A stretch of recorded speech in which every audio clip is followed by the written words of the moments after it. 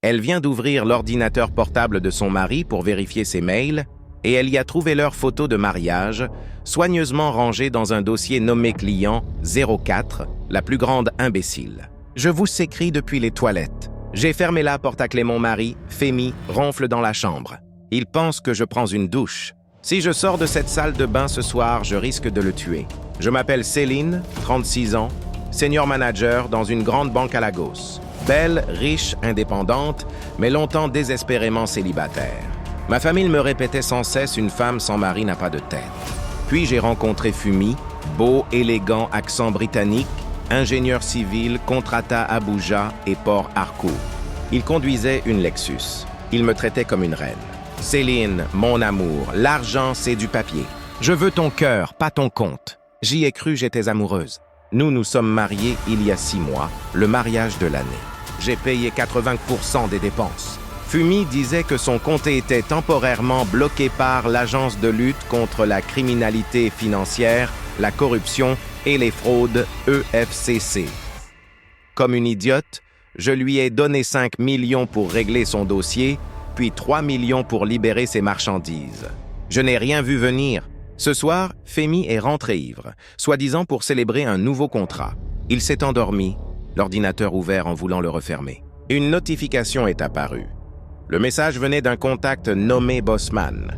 Comment ça avance avec la cliente? Elle ne soupçonne rien, le cash-out arrive bientôt aux clientes. Je me suis assise sur le lit, mon cœur a arrêté de battre. J'ai ouvert son ordinateur, aucune protection dans mes documents, un dossier m'a glacé sans projet, MAGA à l'intérieur, plusieurs sous-dossiers.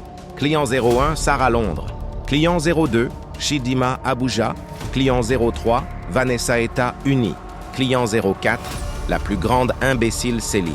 J'ai ouvert le mien, chaque conversation, chaque capture de mes virements, des photos de ma maison, tout, et un document intitulé de script. Je l'ai ouvert.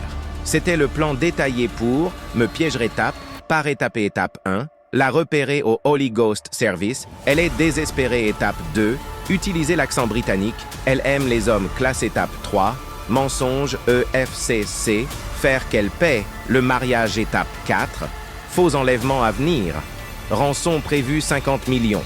Et devinez qui devait payer moi? Le pire dans un dossier photo, j'ai vu des images de sa mère, la femme qui dansait à notre mariage, celle que j'appelle Mama. Elle tenait elle aussi un script. Ce n'est pas sa mère.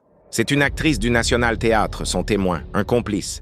Je ne suis pas une épouse. Je suis un projet, un format, une cliente. Je l'ai regardé dormir si innocent, mais c'est un démon, un yaourt boy, spécialisé dans les femmes carriéristes qui cherchent l'amour. J'ai tout transféré sur mon email.